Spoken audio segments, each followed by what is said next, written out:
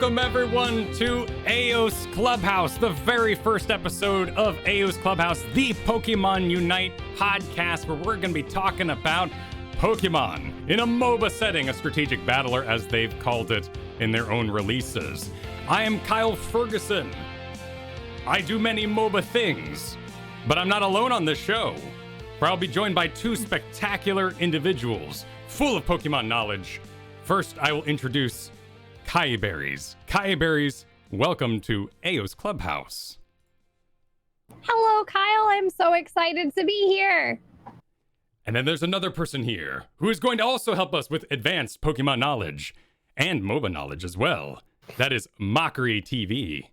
Hello, definitely the MOBA knowledge. I don't know about Pokemon, but hi, glad to be here. Well, we might as well, we're gonna do some proper introductions. We might as well get to it. You're gonna give us that youthful experience, because as a Gen 1 Pokemon player, I'm a little out of date, but I'm really excited to play Pokemon on my Switch, on my couch, on my TV, break the shackles of the computer. Before we go any further, we're going to do lots of introduction stuff today, no name games and that sort of thing, but we are going to be talking about ourselves, let you know what the show's going to be like, nerd out on Pokemon, and get you ready for release, which is tonight at midnight Pacific time. That is the 20th of July, 2021, if you're watching this in the future. We are going to talk about what the future might hold, but of course, as the game has not been out yet, we will do our best to give you advanced knowledge that you might need for the night of release and get you ready for that. Now, let's circle back around and let's go to Mochrie with your Pokemon experience and tell us a little bit about yourself. Okay, sure. So let's go with Pokemon first, all right? I, as almost any kid, grew up with Pokemon. Gen 1 wasn't quite my speed. That was more my older brother's, because I am 23. Which, to my cohorts here, you'd think would make me a small lad, a baby. But I did get started with Gen 2. I was all over that. Gen 2 through 5, that was my sweet spot. Pokemon Diamond and Pearl. Ooh, Palkia, Torterra, give me that. That was what I was all over right there. I didn't really get into the sort of depths of it as a kid. I will say I'm always about the grass types. I actually have 3 different Bulbasaurs here with me. I have this plush right here, and I have this little wheelie one. It's one of those ones that you roll it back and then it woo, you know what I mean? Awesome. I got one of those. And I have my personal favorite, one day when I was young, okay, which is still now according to my co-hosts, again, as I say, but one day when I was a small child, my family took us out painting, and we went to a place where you just get an object and you just paint it, and I took the Bulbasaur, but I didn't remember exactly what Bulbasaur looked like. So I have this just solid blue Bulbasaur that is very dusty and doesn't exactly look like how it actually looks, but I call it my real life shiny. So overall, I like it, and this is a personal piece for me, but I've been playing Pokemon since I was a kid. Grass starters for life. Awesome. Well, we'll definitely talk about hopeful mains. And if you've played MOBAs before, we all know hopeful mains rarely work out because playstyles come into play. But Kiyeberries, if you would like to introduce you and your Pokemon knowledge. Hello. Well, much like you, Kyle, I'm a little older than Mochrie. So I was also a Gen 1 player. I am the softest, most Care Bear Pokemon player you've ever met. I think I have battled another trainer potentially 2 times in my life. I remember being, on the original Game Boy with the link cable, how you had to do the link cable to do battles. I had to do that. All right. I'm not too young for that. A kid down the street absolutely destroyed me, dominated me in a link cable battle, and I don't think I ever battled another trainer human since. So I'm all about story mode, raising Pokemon, but I'm very soft. I am a fire type enthusiast. I'm wearing a Charizard shirt. All about the fire types. Also a big EV evolution enthusiast. So yeah, I've been playing, I think I've played every Pokemon main series game.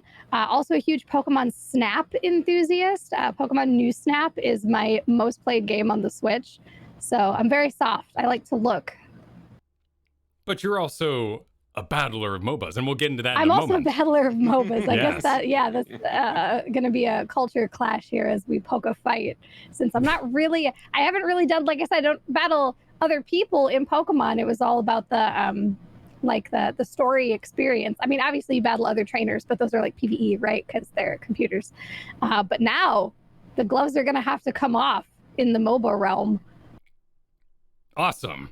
My experience with Pokemon is definitely that Generation 1. As we're showing off props here, I grabbed out of my binder my special front page, which features my favorite Pokemon, Blastoise, in the center of all the various energies. I'm not sure we played very well in 6th grade, but damn, I love this game. We had no idea how the energy works. No, I just thought the cards looked cool. Yeah. The whole thing didn't have to make sense. The selling point of Pokemon was a vacuum sucking up small animals. That was the ad that came in my Nintendo Power. And I was hook, line, and sinker. I was like, I don't know what this is, but I'm so excited. On the bus, Link, Cable, and Battle, and all natural Pokemon, no rare candies allowed. Into the cards, into the Magic the Gathering, into MOBAs, and thus that road went off into MOBA land, which is what we'll now talk about. And we'll do it a little in reverse here. Kiyeberries, if you'd like to tell us about your MOBA knowledge or your arena battler strategic game knowledge. Oh, it's such a short story. So I've played Blizzard games also for a very long time, super into World of Warcraft, and I was at BlizzCon when Heroes of the Storm was originally announced. I was there for the very first, that trailer with the rock guitar and they're in the desert and you got Diablo fighting Nova. It's great. So that happened and I was like, I want that. I don't know what that is, but I want it. I want that directly in my eyes. So they said it was a MOBA. I tried it on the show floor. It was amazing. I played, I think, Arthas and Uther were the first characters I played right there on the show floor. And when I got home from BlizzCon, I was like, I gotta play MOBAs now. I have to learn. So I downloaded League of Legends and I played League of Legends briefly and badly until HOTS was in alpha, and I was one of the first streamers playing HOTS in that technical alpha, because I was already a streamer then, and I have played HOTS religiously at least 5 days a week ever since. I haven't played any other MOBAs, though. I never played, I tried Dota 2 one time. I downloaded it, and I don't think I lasted 30 minutes. I don't think I lasted one game. Yeah, no. That's a very different experience. Yeah, no, that didn't happen. No, but I haven't played any other MOBA, but I have played a lot of HOTS, and I do see some similarities in what we've seen from UNITE and HOTS, which I'm excited for. Yes, we will do our very best, as you're going to soon find out that we all enjoy some Heroes of the Storm around here, to not over-reference it if you're coming from other MOBAs, but also this may be your very first MOBA, so we'll make sure that you can stay along with the lingo as episodes go on here. But Mochrie, what is your strategic battler experience? I just love all the different terms. We've got strategic battlers and map-oriented battlers. Hero Brawler was the Oh yeah, that's a good one. Heroes of the Storm for a long time. But no, I was actually just thinking about this the other day, and I remember as a kid playing Warcraft 3, I would boot up the custom game that I had saved of a rudimentary MOBA in 2006, and I would play that, and the AI didn't know how it worked, and I would just be this kid 1v9ing by himself at 8 years old, just or whatever, 10 years old, just running around, just solo killing everything on the map, and I had a blast, as kids do. But no, I've been all over MOBAs. I've been all over the place. I've played, I got 1,000 hours in Dota. I got way too many hours in HOTS. I've been playing that. I think about it this way. I have been playing Heroes of the Storm since I was in high school. And I now have a bachelor's degree and am married. And I'm still playing HOTS. So, I don't know. That blows my mind to think about in just looking back over it all. I played League for a super long time because like everybody played League at my age. I even did an audition for Smite. They didn't take me, but I did an audition for Smite once. So I've been all over the place. I love MOBAs. They are definitely my bread and butter. I cannot aim in an FPS to save my life, but I can click real good. Yes, I like them a lot. Yes, if there's one, if there's a driving force here. Clearly, we all enjoy the MOBA combat gameplay. We enjoy the Pokemon. There's some classics I know very, very well. There's some that are very new to me. But perhaps a little bit of this is vengeance because we've sat through a lot of battle royales and a lot of shooters, and I'm awful at them. And it's so nice to see a game on the horizon that I have skill points in. My character sheet it's full of Dota when I was 13 years old, going into Heroes of the Storm, Dota 2 before that, just hours and hours eating up all the moving pieces. It's just such a fascinating game, and I know that card game enthusiasts and Counter-Strike enthusiasts, they're like, well, we have moving parts too. You know, our cards change. You got to buy different guns in this thing, and I might add a scope to it. It's like, no. Now you got 10 people. And there's also the psychology of it, which is, ooh, you get in someone's head. They run away when they see you next time. Now you're a terror on the battlefield.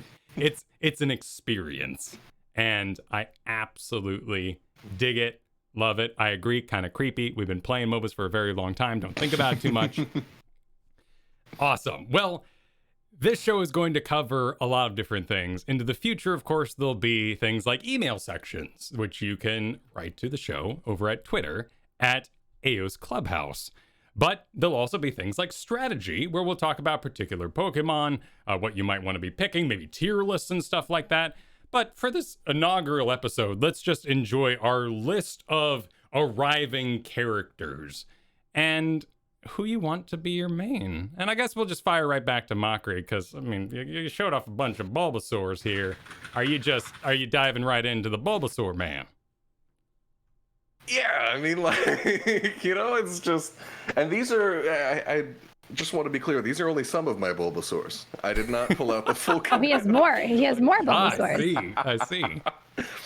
I've been grass starters for life. You know, I always felt that everybody overlooked them. You know, everybody was like, oh, the grass starters, whatever. They went for, they always said the original run had a big two, you know, so to speak. The original three had Charmander and Squirtle, and I never liked that. To me, I crush people with Ivysaur and Smash even. I'm all over it. So ideally for me, I would love it if Venusaur worked out. I feel like for what we know for Venusaur, that's who I thought. Remember we talked about it where I'm like, you're going to be out there with the Vine Whip? You're going to be out there with the Razor Leaf? Oh, absolutely. You know, I'm all about, like, I love spacing. I'm all about, like, all right, you're going to be over there. I'm going to be over here. And, like, you can't get to me. And I'm just going to hit you from really far away. Like, I mained Sniper in Dota 2. Okay, so that was also kind of my deal. So having a ranged auto attacker that is, like, my exact jam, that's what I'm looking at for sure. But as he evolves, he gets all clunky and big. You seem flighty, you're speedy, and you can't deny your evolutions. This is not your blues where you might be going for a sweet hydro pump 6 levels early. Yeah, and so... Is he clunky, though? I mean, just because he's large doesn't mean he's necessarily slow, right? That's true. I mean, from reports I've heard on the Venusaur, your hitbox increases at the very least. Well, yeah, he is wide. And to my understanding, talking about hitboxes specifically, I know that was something in Heroes of the Storm where we come from that was really big because you could use your hitbox to block people. It's called body blocking, and to my understanding, that is not a mechanic in Pokémon UNITE. You cannot use your body to block other people off, is what I've heard. I haven't played it for myself, but that is super, super interesting for a big kid. Oh. But, yeah, and so that's something I'm thinking about, but you're definitely right. I do like my mobile characters. Anybody that knows me from HUTS can tell you that in an instant I main Tracer, so we'll see where that goes. But trust me, I want Venusaur to work out. Kiyeberries, what's your eye on? All right, well, I am a healer player in pretty much all games. I like to heal, and as far as we know, Pokemon UNITE only has one actual healer, which is so strange to me. I know the roster will expand over time because that's how MOBAs do. So maybe more healers will be introduced, maybe with things like items, more healing. There are supports that have like shields and slows and that kind of thing, but actual healers, there's only one, and it's Eldegoss. So that's where my heart leans at the start, because I want to heal my pals. I want to take those health bars and fill them up. That's my passion.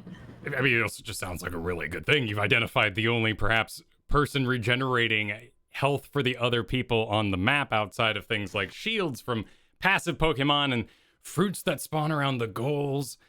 None of that counts. No. Yeah, it's real wacky to me that there's only one. Mm-hmm.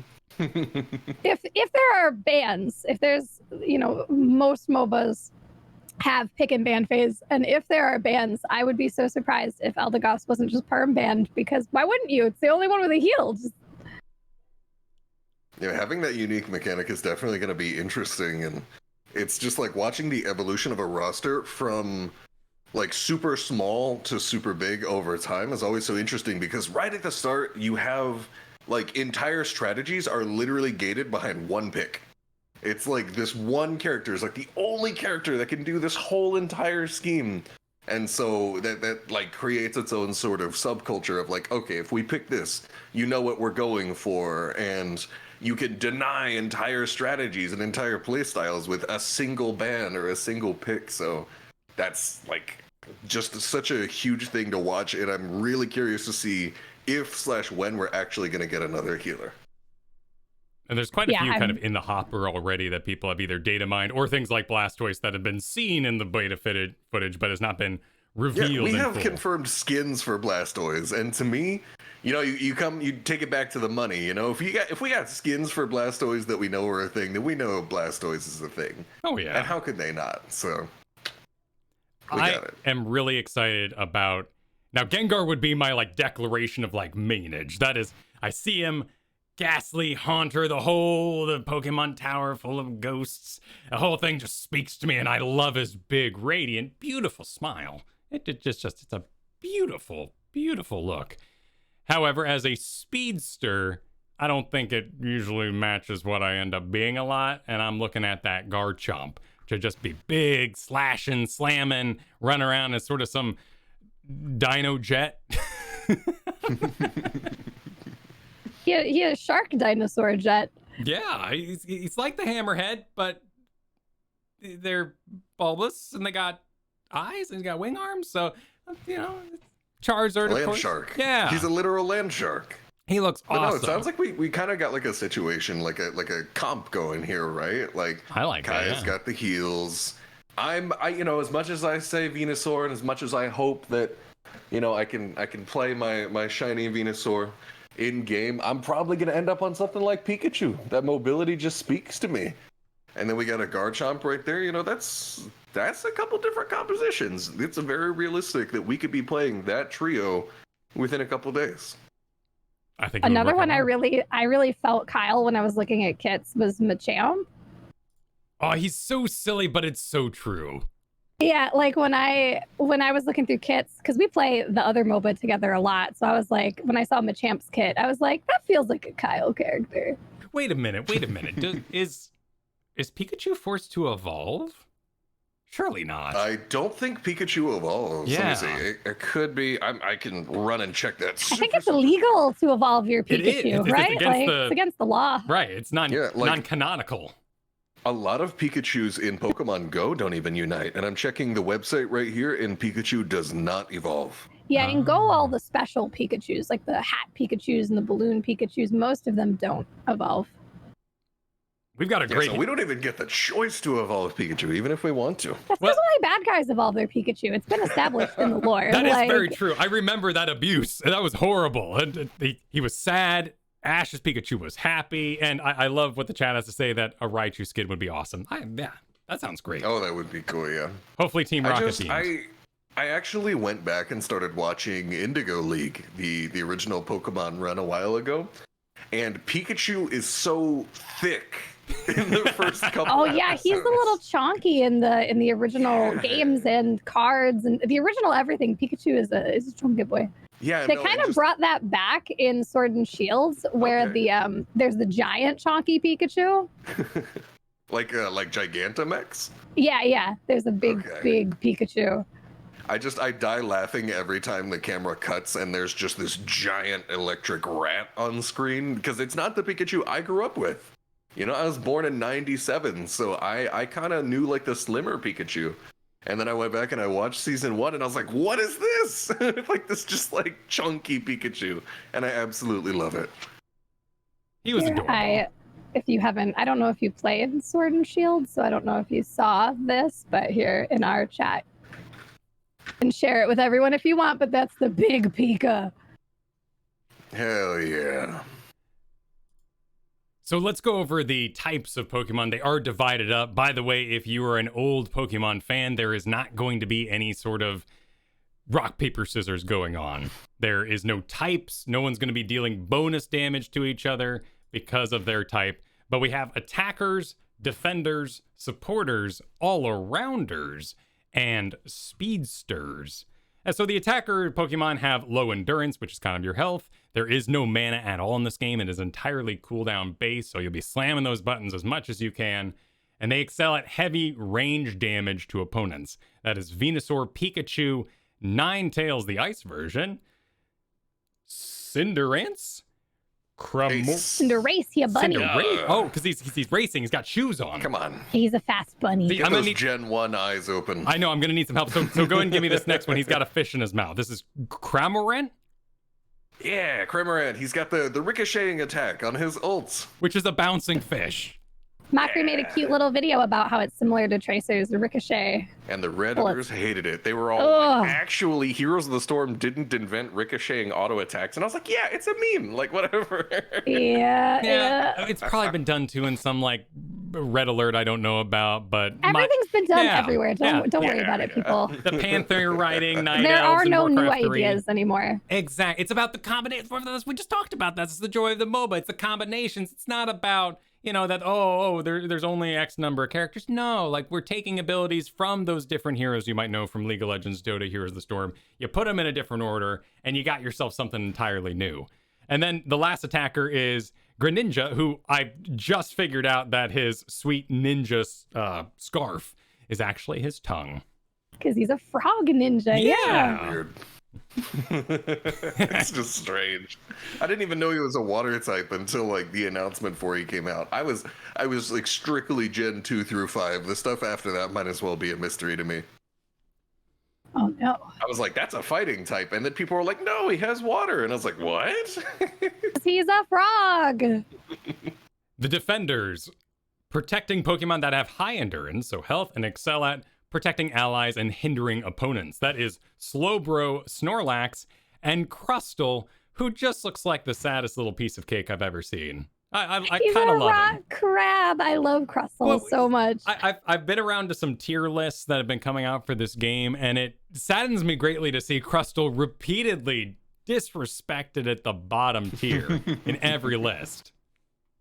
I have heard that as well. I know that they all have a lot of area control, is what I've really been seeing in SR Crustle.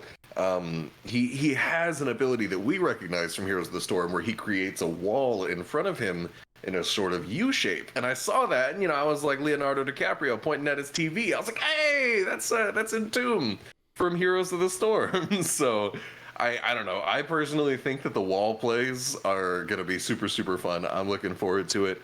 And tier lists don't mean a damn thing. There it is right there. Tier lists to me, I don't care what somebody has to say. I'm going to ball out no matter what I pick.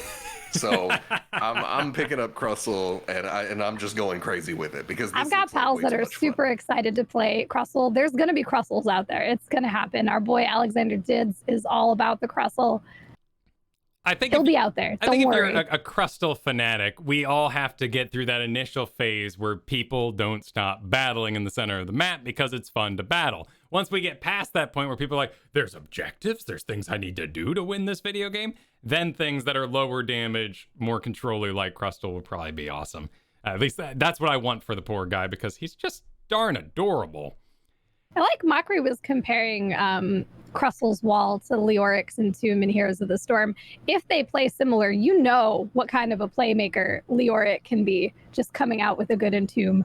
So if it's similar, Crustle could be amazing. Like, think of him coming out and trapping a squishier character inside that wall. And then somebody like, I don't know, Gengar or Pikachu getting to jump on him when they can't escape. Come on, it's going to be good. Oh, exactly. I mean, we like, believe. Utility characters that just provide setup, nothing flashy. They're not out here doing big damage numbers. They're just making the plays behind the scenes. They're making things run. Those characters can tend to not get their due a little bit. So who knows? Maybe Crustle, as long as you come in with those flanks, as long as you secure those kills, maybe he's good. I'm just saying, we don't know. We got supporter Pokemon, which are Pokemon that provide team support by inflicting status conditions on opponents and by healing allies. These are Mr. Mime, Eldegoss, and Wigglytuff. I just can't get behind Mr. Mime. He's just too creepy, right? He looks like a force, a mental force, but he's got some really useful abilities. He does. It's terrible. He looks actually good, but he's Mr. Mime, right? Like, he is Mr. Mime, and luckily in at least Blue, he was well hidden in the game. You had to really search for him there. You had to work to get him a little bit. I don't know any Mr. Mime mains out there, but there could be. And honestly, I love temporarily increases defenses, getting up the light screen, which is this, solid wall in the play field. Like, all that stuff's going to be really, really useful. And you've got displacements. This is actually a really, really good kit. Okay, but I'm just going to hide from Mr. Mime for a sec and just to Eldegoss. Okay, yeah, moving on. Eldegoss is a heal where she goes up into the air and then drops the heals down, really reminding me of Alex Ross's Cleansing Flame. And I like it. I can definitely see the similarity, but let's take a look at this video. I can't, is she supposed to be a huge ball of cotton or like? Yeah, she's like one of those, she's a plant. The puff pod plants? Okay. Dandelions. I forget what they're called. Is it like, no, not more like is it like a milkweed pod where they get that floofy cotton coming out of it? Now I gotta Google it. Yeah, please report back once you know. That is certainly going to be interesting. This, I will say. Yeah, she's a milkweed pod. Okay. I know I have my eyes on all. They even have the seeds on them. Okay. And then Wigglytuff. Any Wigglytuff enthusiasts? I do like the slap. Sleep, right? I like the slap. Yeah, I mean, these walls, and I'm pretty sure Mr. Mime has 2 walls, and I just know the second that I get boxed into a corner by Mr. Mime with 2 walls, I will cry. I will uninstall the game. The very first time that it happens. Wigglytuff, I'm not so sure about. It doesn't look quite as rage-inducing. Moving on, we have all-rounders, Pokemon that have a balance of offense, endurance, and are highly tenacious fighters. These are Charizard, Garchomp, Lucario, and Machamp. So I took these as to be kind of like your bruisers. I think that's a safe bet.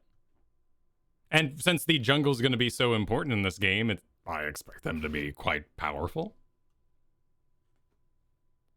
Yeah, I mean, these just seem like the kind of characters that I personally wish we had more of in HOTS. Like, just the ability to just sort of go in and just get right up in the enemy's face and just box.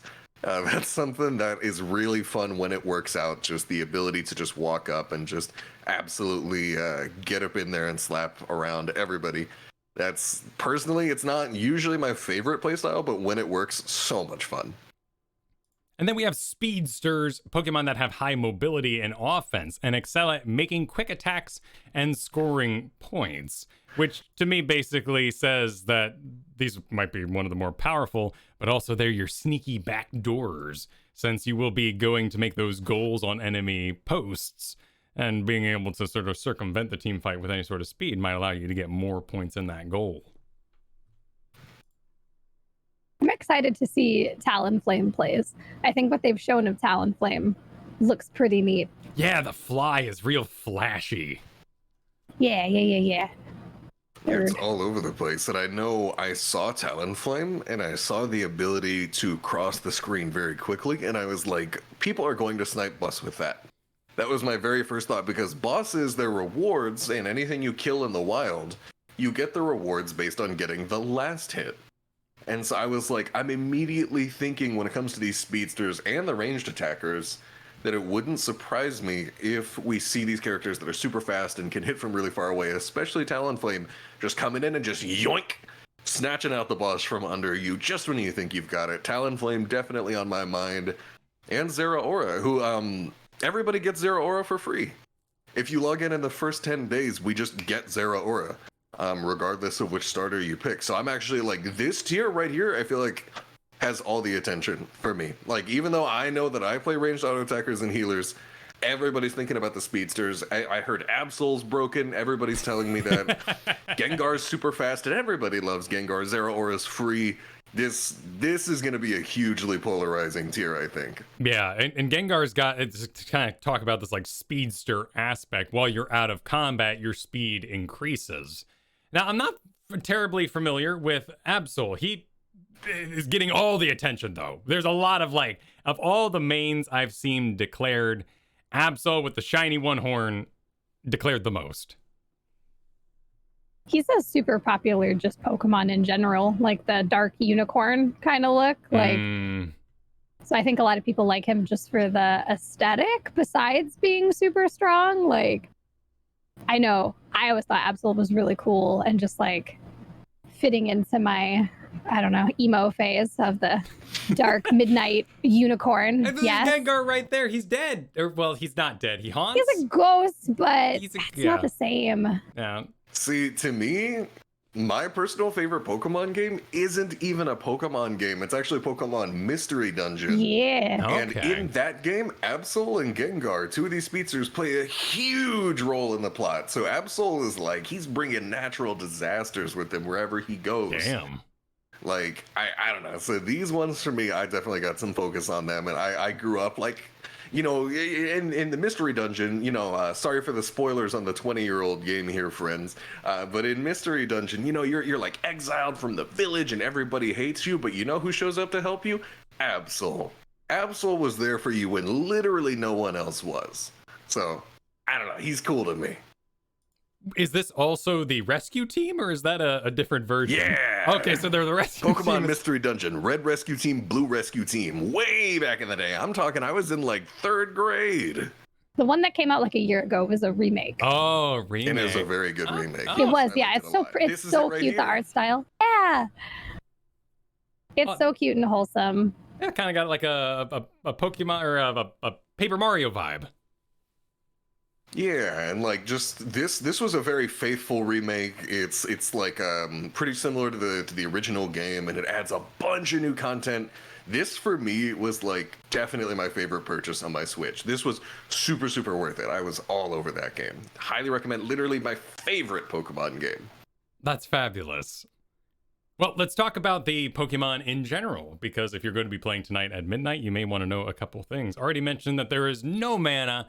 Everything is cooldown based. You are going to start with 2 abilities on your Pokemon outside of items, which are a whole nother thing.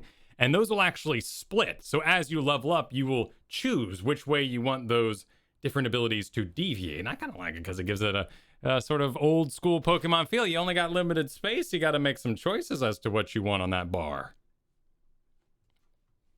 You will eventually unlock one Unite ability, and this is going to be your big attack that you might want to save for a particular team fight. Evolutions of the Pokemon, whether you evolve or not, happen automatically. You may have things like stat changes or hitbox changes, and powers may change along that way. Oh, I know. Speaking of things that'll make me uninstall, I just know that I'm going to be running. Someone's going to throw something at me, you know, like there's going to be some sort of thing flying by my head, and I dodge it successfully, but then I evolve. I'm going to get just enough experience from like an assist, and I'm going to evolve, and my hitbox is going to get just a little bit bigger. and I'm gonna get hit by a skill shot and die, and I'm done. I will uninstall the second it happens, and I know it's gonna happen. I'm doomed to it. Wow, you're already thinking ahead. Or perhaps you're Yeah. just preparing yourself and making sure those bummers don't hit too strong. No, it's gonna be fun. I will say with the forced evolutions, I am glad that we are not forced to turn into Raichu. We will always Only be bad guys. Raichu. Only bad guys. Yeah. It's a horrible thing. It's a horrible thing. There are going to be multiple maps as well, and I'm not particularly sure how this is going to work at the moment. We know about Remote Island the most. This is the one that's been shown off the most. It's the one that's had the most kind of gameplay showcased upon it. Some folks are thinking this might be like the ranked map, and then other maps might be more in kind of a quick match, quick play kind of area, as there are also maps that go outside the sort of normal 5v5 mode that you might expect from a MOBA. There's like Aroma Park? Really? Okay. 3v3 map. It might be full of flowers. I'm just a little nervous. They're all puns. I don't know about Myrrh, but Shiver City, Aroma Park, Remote Island. Remote. Yeah. I don't know what Myrrh Stadium is, but the rest of them are maybe puns at least. the wise men, right? They brought myrrh. Yeah. Do you know what myrrh is? I actually found this out just the other day. It's like resin, I want to say. Oh. I was so curious. It's used to treat like toothaches. That sounds useful. It's a useful. sap-like resin that from the bark of trees, and I doubt that's the reference they were making to the biblical wise men and their gifts. It's a baby. They're gonna teeth. That's a great gift. That's thinking ahead. Yeah. No. Exactly. Yeah. No. I mean, it's better than gold for a baby. I don't know. Maybe we should talk about the maps in particular. Then. You want I was gold? surprised that there were maps with different team sizes like that. Yeah. That caught me off guard. Yeah, and I just thought that was so interesting looking around. There's only one, so there's 4 maps, and only one of them is 5-on-5.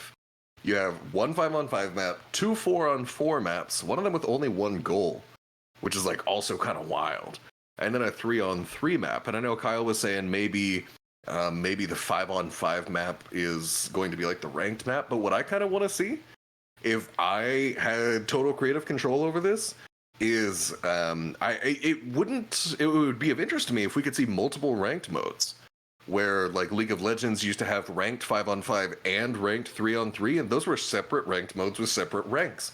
I personally would find a lot of interest in that. I don't know, it's an entirely different meta. It's a whole different way to look at the game. And just adding these new maps, as coming from Heroes of the Storm, that's something that we know can be really cool. So this is something that's got my attention. It's not just the same thing every time, and I like that. Yeah, not only do they like 3 different sizes, 5, 4, and 3. That's just so wild to me. I don't have a lot of good insight on it other than I was really surprised to see that. I was excited at first to see there were multiple maps because, again, from Heroes of the Storm, we really like that. Other MOBAs like League don't do that so much. But then that the maps aren't just different objectives or different layouts with different mercenaries or whatever, the different team sizes, those are almost entirely different games at that point, because the way you play something 3v3 is so different than 5v5.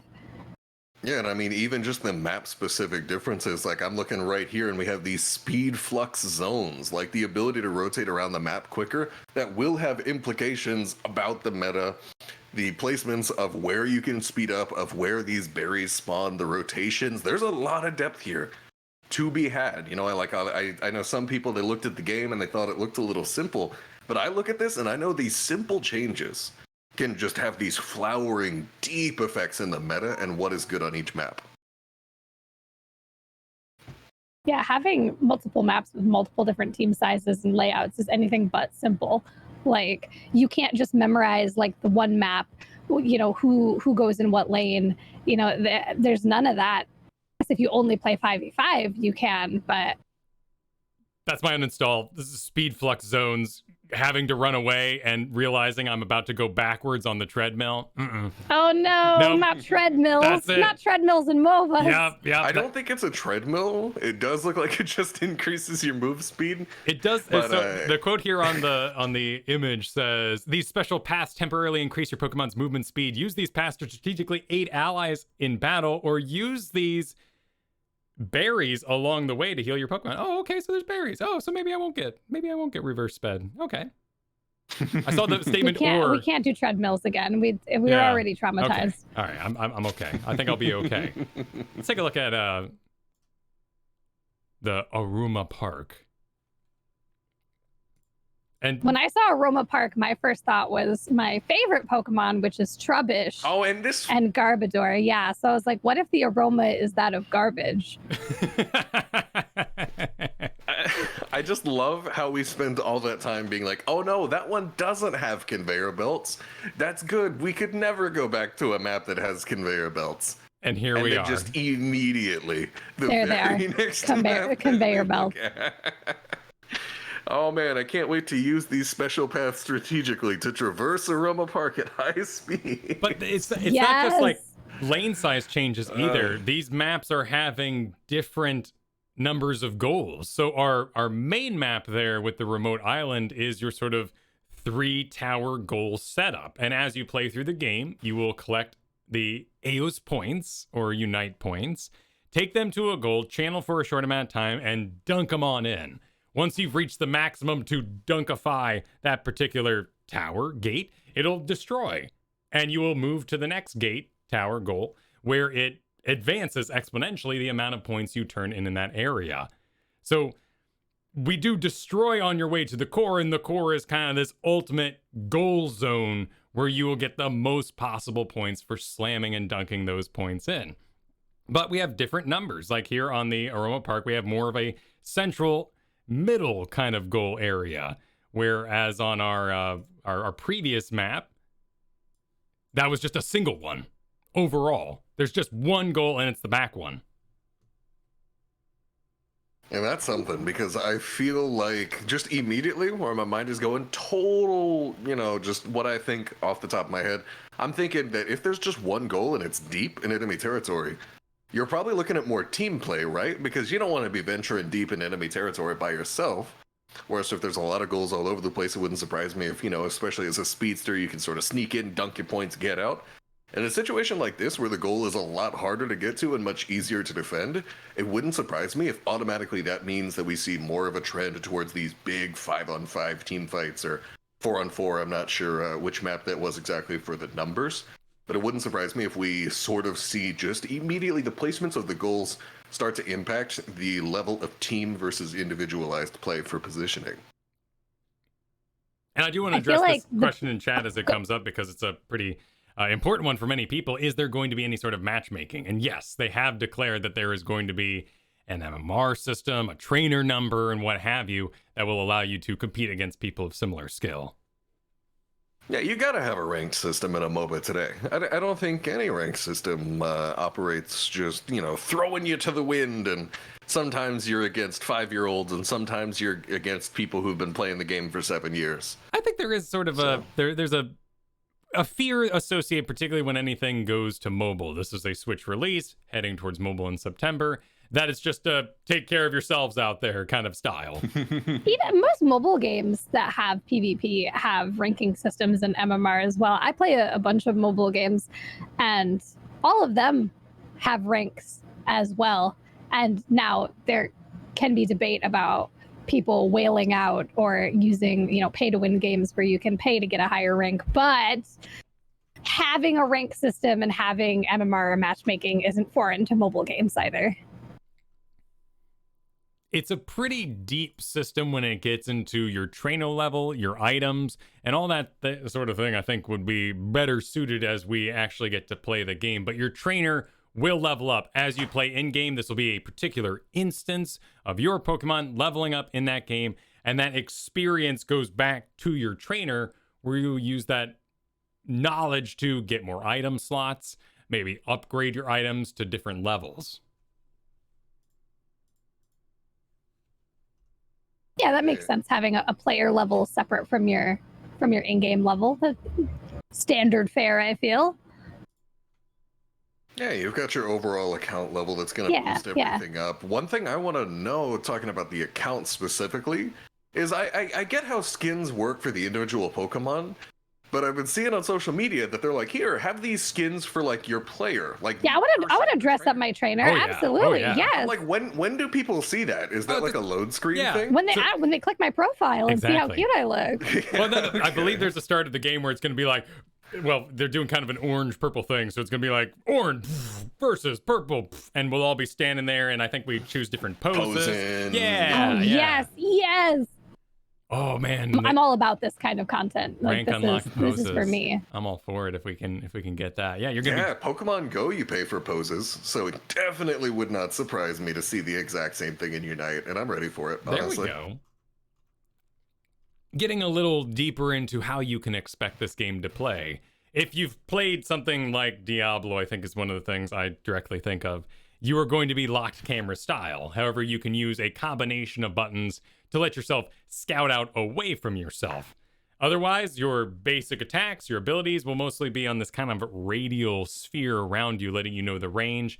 And many of them do auto select, such as if you have an auto attack or a basic attack, what have you. If you play World of Warcraft, your wand, this will be directed towards the enemy with the lowest health nearby, prioritizing players. What's up? We got that Lily wording. You love to hear it. No, it's really interesting to think about because if you prioritize certain enemies but not 100% in your fine control, and I was wondering about that, because you do have the limitations of not having a mouse to say, I want to hit that guy in particular. I was definitely wondering about that. That automatically means that where you position yourself in the fight directly matters so much because we know, like Kiyeberries said, from Lily coming back from Heroes of the Storm, Lily is a character that doesn't get to choose who she hits with her abilities, so automatically positioning so that only the person you want to hit is in your range becomes this huge deal. Just the ability to manipulate your positioning in a very exact way to hit your exact target all of a sudden becomes an absolutely massive deal. So it wouldn't surprise me to see the same thing here. And that adds a lot of depth, surprisingly. So I'm really, really interested to see how that plays out. Yeah, if you're trying to attack one target, but they might not necessarily be the one the auto would pick, like there's a higher priority target, how you position your body to make sure your auto attacks and abilities go that way is going to be pretty interesting for the damaged players. Kyle, would you mind cranking this back about 20 seconds in the video? I just want to point out these Mr. Mime walls real quick. They look so frustrating. No, what is this wall usage? Let me see right here. Where they have three of them like stacked up. Yeah, I was just pointing out, like, I was listening to everything that Kiyeberries was saying, but right after this turn-in, right after this attempted play, they get chased away, and Mr. Mime drops the walls on an already existing wall, and it just fills me with rage. Now, I believe that's him he gets 3 walls. It's not that he is spamming his buttons three times.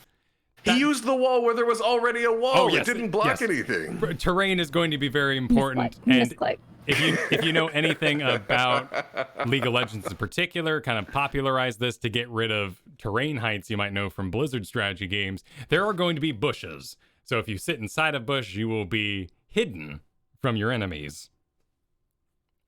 That fog. Yeah, that's always a huge deal. Like, I can tell you immediately that one of the biggest signs that is just super, super telltale for whether or not a player really is at that next level is how well they understand the dynamics of vision, of bush control, controlling approach angles. Automatically, you should be asking yourself these questions of, like, not only what do I see and what can I see about the enemy team, but what do they see? You know what I mean? Like, if I'm sitting in a bush and they think they've got a 1v1 and then I pop out, that's huge for me. So just when I saw that bushes were in this game and that vision control was going to be a huge thing, while simultaneously having an individual XP system and not a shared XP system throughout the whole team, I immediately, like, every single time I see a new mechanic about this game, I'm like, there is so much to do here. There's so much to think about. It's really, really interesting, and I just love the fact that there's bushes. There's a lot to be done there. Let's talk for a quick moment about how the game is going to end. Games are going to be naturally on a timer of 10 minutes, but you can also just straight up win by maxing out whatever the final goal is. Basically, scoring so many points. What's the flying golden ball in the Harry Potters? The The snitch. snitch. The snitch, you could The stitch golden 'em. snitch. You could, in that way, you would get so far ahead in points that the game is basically over unless there's some serious kerfuffle going on in the background. So, do you know if that is based on point disparity, or is that based on just hitting like an arbitrary mark? Like, say for example, it's like 1,000 points, and I hit 1,000, and you're at 999. Am I still winning, or is it based on being really far ahead? My understanding is that the goals will break and allow you to advance to the next goal when you fill them up in full. So you can get that back goal full up, and it'll just not exist any longer. So, for instance, here we see the first tower goalpost has 80 as its turn in. You get 80 in there, that goal's done. You need to go to a deeper goal to advance the game. But destroying the main goal in the back, game over. There's also going to be surrenders in this game, which is a little surprising as a 10-minute game, but, you know, the things do happen. And if you want to move on with your day, well, it is a popular feature for many players. Yeah, real life happens. You know what I mean? Especially with a game that you're going to be playing on the go. There's going to be times where, you know, you think that you've got 10 minutes and you don't while you're out and about. So I think that makes a lot of sense rather than just sort of being like, nope, you've committed to the full 10 minutes. That'll be so frustrating, though, if you're playing and one of your teammates surrenders. Because, sorry, guys, my order's ready. I got to go. Surrender. It's like, no, we're winning. That's always the worst. Fry. Yeah, it's a feature. I just see, though, I just love the 10-minute game length, okay? Like, I look at that, and as someone who has been around esports for years, I was the club president of the Gaming and Esports Club at the University of Houston, and one thing that is like, that people don't really realize is the difficulty of scheduling an event with variable game lengths. If we ran like a Counter-Strike tournament and all of the games went 16 to 15, they went as long as possible, people had setup delays, people had issues mechanically, that could mean that the amount of time that an event could take was super variable. Whereas in Pokemon UNITE, you know, barring some exceptions, that a match is going to take 10 minutes. Automatically, that is huge from the perspective of the tournament organizer. You automatically have a really good idea of how long the tournament is going to take. That makes it easier to communicate with advertisers. That makes it easier to communicate with players. That makes everything easier. You can nearly guarantee that the tournament will be done at a certain time. Super valuable to have that sort of enforced game length from the perspective of esports. That is something that interests me a lot. I didn't think of it in that way. That's a really cool note. That's sane. That's sane is what it is. We in the HOTS tournament over the weekend, CCL, we had the longest game in CCL history, with a 37-minute game. That was a good time. Yeah, so I like it as well. I like the set time as well. Well, it's about the range too, the selection. I have now a computer game where I can sit on my computer, do the half-hour thing. I can go do my hour thing if I really want to in Dota, and now I've got this nice 10-minute game too to add to the repertoire.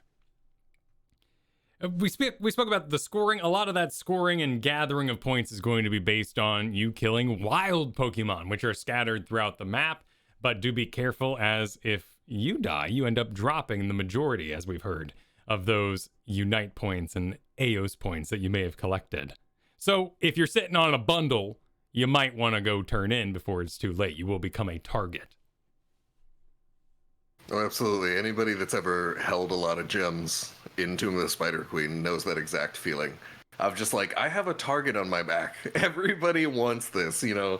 My teammates, they don't have a lot of points. You know, they're going to walk past them and they're going to come straight for me. Yeah, so, feeling like you just can't fight because you've got so many gems. Where team wants to team fight and you're like, I can't. I'm carrying 60 gems. If I die, it's game over, man. It's about risk management. You're going to want to put the points onto the correct characters. I'm actually really curious to see how the point distribution works when you get a kill on enemy players specifically. So if I walk up and not kill, knock out. If I knock out an enemy Pokemon, feign. They feint, as we all know.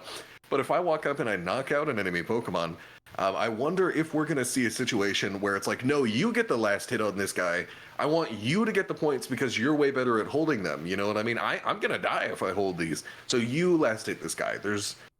I'm just, every single time I get a new mechanic, I know I just keep coming back to the depth of it all, and it's just, this is just what I see after years of playing MOBAs. In League of Legends, you get more gold for getting the last hit, so you try to pass those on to your carries. And I wonder if it's the same thing for the points here. Are you going to try to pass your points and the last hits over to these people that have goal accelerators, that have goal getters? That's a new item in the game. Are you going to try to focus it in if possible? That's going to be super interesting. I agree. Other things you might be looking for, particularly in your first time out in this game, is there are going to be Dugtrio Diglett kind of powered launchers that you can use to advance yourself on a map. Maybe you want to go over one of the walls, maybe over a river or something. You can use them like small teleporters. As the game goes on, and it seems to be around the 2-minute mark, you'll also note that your core, your base, unlocks one of these launchers, and you can use it to quickly advance to an active goal on your side. We love teleporters. We love traversing the sewers. They've opened an underground tunnel from our base. Yeah. That's what's happening there. I was worried about, 10 minutes if I were to get knocked out and I go all the way back to our base and then have to spend even 30 seconds of that walking out.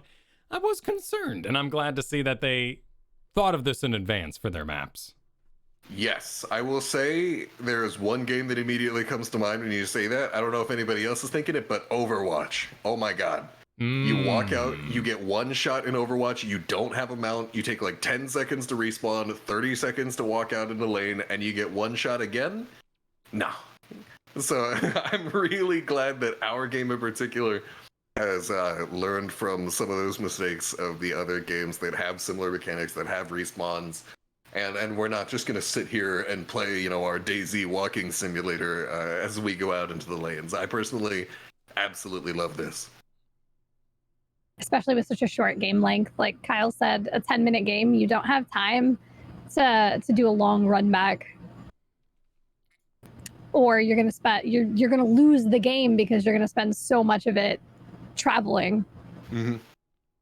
Oh, that actually reminds me, Floatstone, the item that increases your movement speed when out of combat, you could almost think of that as a respawn time shortener, right? Because the runtime. Yeah, you respawn, you got to run back. So not only does it help you roam, but it also effectively shaves off some of your death timer. The thought came to me because that's how it's understood in Paladins. So in the game Paladins, increasing your movement speed is seen as a decrease of your respawn time. Because walking back is part of it. So I just want to play already, man. Like, every single time I see a thing, I'm like, oh, that's the thing from Dota, that's the thing from Paladins, from Halo, from League, and it's all coming together in a very interesting way. There are so many moving parts. We want you guys to enjoy this, and we're certainly going to talk to you all next week as we have some hands-on experience with it. Some of the final notes you might want to know about is those jungle Pokemon, those wild Pokemon, also can give various buffs depending on kind of their level. Like Zapdos sitting in the middle, don't want to do it by yourself, but can give you a lot of power as a temporary buff if you take it across the map. Some buffs can also be stolen, apparently. If you're riding around with a augment and you use it poorly, it would then transfer to an enemy who killed or knocked you out. Knocked you out. Nobody dies in Pokemon. No. They're only resting. It's okay. Nurse Joy is on hand. But the trainers do celebrate. You knock out an enemy Pokemon, your little trainer will come flying in and woo! Yeah. Okay, cool. No, I love it. Will the opposing trainer cry? Like, I would cry if my Pokemon was knocked out. Luckily, I haven't seen anything like. I don't think we're going to enter kind of a Hearthstone situation where you're going to, have to listen to Gul'dan say the same phrase 100 times over as he waits on your turn. I don't think you get taunted by enemy trainers mid-game. So my first thought when Kiyeberries said that, like, do we see the enemy trainers cry? I was like, oh, haha, we could have, like, you purchase certain, like, sad animations. Yeah. Pokemon dies. But then I was like, no. What if you purchase the sad animations, but they're not for you? They're for they're for the people you... Oh! You inflict upon others. I know you're not going to do it, Pokemon Company. I know you're not going to do it, but it would be free money. I'm telling you, it would just The be BM is printing not money. that strong. If you could choose the animations of the people that you knock out, That's genius. I want I it. would throw money at my Switch. We've got so many other terms, items, and whatnot. Before we end, around the table, anyone know anything else you'd like to share with people so they can enjoy to the maximum come late tonight? I was just going to ask what item, like what battle item everybody thinks is the coolest. There have been a bunch of them shown. Oh god, let me go back to my flashcards. Give me a second. I made flashcards of all the items. It's okay. I'll go first because I know mine. It's eject button because it's essentially flash or bolt of the storm. And I love having bolt of the storm. I love anything that gives you movement that you wouldn't normally have. Like any character that can get bolts, I would take. And I think most people take flash in League every time. Certainly with the experience from other MOBAs, a short range teleport of even the smallest range is going to be huge. I'm kind of nuts about the buddy barrier. It seems bad. I understand, but I just love giving shields to nearby allies. I'm kind of, maybe it's like a tower defense. I don't know where I got this, but at some point I just thought that was the coolest thing ever. No, I mean, I get it, dude. Like, from a young age, World of Warcraft trained me that, like, healers are super good. I would do Battlegrounds all day long, and you could, like, sort of pick which team would win by the team that had more healers. And so, like, I got trained to do that from a young age, that, like, healing is good, giving shields to teammates is good. That's how you win. So it makes total sense to me. But for me, for my favorite item, I gotta say, maybe a bit of a sleeper pick here, but those special attack specs. The ones that permanently increase your stats whenever you score a goal, that looks interesting to me. Because I am a sucker for infinite scaling. You got the untouchable stacks going on there? Yes, I am a sucker for just piling up the stats, and I'm just gonna buy those bad boys and just turn it. And when I pull up into lane with plus 700 special attack, and I'm one-shotting everybody, even if I only do it 1 out of every 30 games, I'm gonna have way too much fun with it. So I'm all about the infinite scaling, personally. That's a good choice. That was a good one. Oh, and then you could go with Wise Glasses, which I just love the name of, if you want to just passively. So yeah, you're declaring you're gonna dunk some points in, and you'd rather have those in the late game. I'm here to one-shot somebody 9 minutes into the game. That is absolutely my goal. I remember, like, I'm all about the late game. No, you've correctly identified it. We're scaling. Yeah. But we scale out of our minds. We get all of our items set up. We play our 30 card combo, so to speak. And I just want to walk up to somebody, they're full health, and then, I just want to pop somebody. That's all I'm saying. And special attack specs is going to be part of that. So that's what I got my eye on. I do think leftovers will be pretty good when your Pokemon's not in combat, recover HP, just staying on the field for a long time. And I believe those fruits that are kind of spread around that we briefly mentioned are shared across the team. So you might want to leave those for other people if you're feeling giving and you have ways to regenerate your own health. I have a support who can feel giving. Yeah. Kyle's bruiser is showing there. Kyle's like, how can I stay in the lane longer?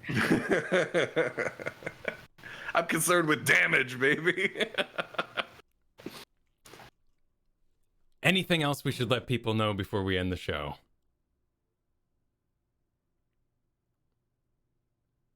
All right, then. Skins get wins? Yeah. That is true. Skins do get wins. You gotta look good. I mean, first, you gotta look good. Don't sleep on it. Right. But this is for other people too. Like, you may have spent forever designing your Skyrim character, but you had to get streaming's a thing, but you had to make someone sit and watch you do that. This is going to be visuals to the enemies. You got to look good while you're taking them down. So be sure to take some time and design that trainer that you're working on. But like we said, this is but the very, very first episode of the Aeos Clubhouse. Can I add one thing? Yeah. Because you asked actually about anything to say, and there's one thing I've learned throughout many, many years coming at video games and esports from all angles, and that it's that just play Pokemon Unite to get what you want out of it. You know what I mean? If you're here to optimize if you're here to go pro, as I know some of our cohorts in Heroes of the Storm have already committed to. Yeah, people are throwing down. Yeah, if you're here to ball out, if you're here to just have something to kill time between work, I just want you to know that the way you enjoy the game is valid. And, you know, I know I'm coming in consistently talking about the depth and strategy and of it all, but like just at the end of the day, just have fun with it. You know what I mean? That's what I think is always the key takeaway. That's a very good point to make, and there is going to be many different avenues. That rank will allow you to stay at that rank, and there's nothing wrong with being the rank that you want to be. Like, just have fun with it. But I would definitely recommend do everything. Like, just don't cement yourself. I know you were really excited about that one particular Pokemon. You said you were going to main them to all your friends. You can't. Like, you gotta hit every single one. Just game, change. You gotta know what everybody else is doing out there on the battlefield so you can expect it. Because it's a game of knowledge. Don't be a one-trick. Those guys are the worst. Well, once you know what you like, and once you know what everyone else does, then you can use that knowledge on your one-trick, is what I'm saying. I've just heard that if you are a one-trick, people will just ban your one-trick every time you show up in a game, and That's you just true. never play that character. I've heard. I'm not experienced, but I've heard. I can't relate. I have some experience with that. I've been getting target banned since 2017, dude. Everywhere I go, I can get on alternate accounts. It doesn't matter. For backstory, for anybody who doesn't know, I've been maining Tracer since 2017, and dear God, I can never. Tracer banned in games. Tracer's not even in. She's gonna get banned like in me, Unite. Please. Okay. Diversify. You will thank me for it. There will be custom games. We really don't know what the future holds when it comes to any sort of esports. Nintendo's always been a little cautious, that sort of thing, but for sure there's going to be custom tournaments going on.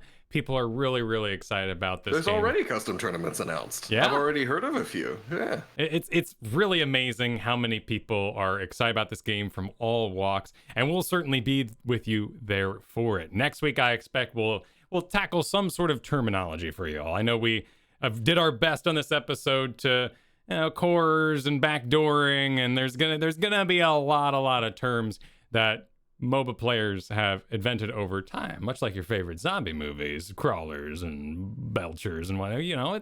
It's the way humans work. We want to say things concise and fast, and we want to communicate those quickly. But before we end, let's go around the table so we can all talk about where you can find us across the web, starting with Kiyeberries. Well, I'm pretty easy to find. You can find me everywhere at Kiyeberries, Twitch, YouTube, Twitter, TikTok, Instagram, all the places. It's just Kiyeberries. I'm really easy to find. And I'd love to see you while we hang out and play games. Well said. Mochrie. Hello, I'm pretty easy to right here. It's just the exact same thing that I'm pointing at. Once I get my pointing down exactly, there it goes. Mochrie TV, wherever, YouTube, Reddit, even Heroes North. We're all over the place. I'm planning on making consistent content about this game. I'm already sitting on a folder of ideas, and I really look forward to playing this. So I'm definitely going to be all over this. Awesome. I am Kyle Fergusson with 2 S's in Ferguson. You can find me at Kyle Fergusson, as well as on Twitch at Kyle Fergusson. Everything's Kyle Fergusson when it just comes to me. And I'll be doing a little bit of Pokemon streaming tomorrow morning, and I'm quite excited about that. But this You show... got a website, don't you? Yes, well, and at Kyle Fergusson. Well, you can do the 2 S's there as well. And that's where you'll find the RSS feed for the show if you want to plug it into a particular podcast app. But this show can be found across the web, everywhere podcasts can be found. And if you find one and I'm not on it, I'll make sure I rectify that. So find this show at Aeos Clubhouse, AEOS, and I think we'll all be able to spell that pretty soon as it'll be flashing in our face momentarily come midnight tonight Pacific time. There on that Twitter account, you can find a link to the Discord, a link to the YouTube. That'll be a great place to message this, so you could also just message us straight on that Twitter for that upcoming mailbag sort of segment that we'll be doing. But beyond that, it's time for us to do the all-important point of a podcast. Decide what you say when we sign off. And I will say, good luck, have fun, take care. Kiyeberries, go. What's your saying? We'll see you guys next week in the clubhouse. Thank you. Look forward to seeing you soon.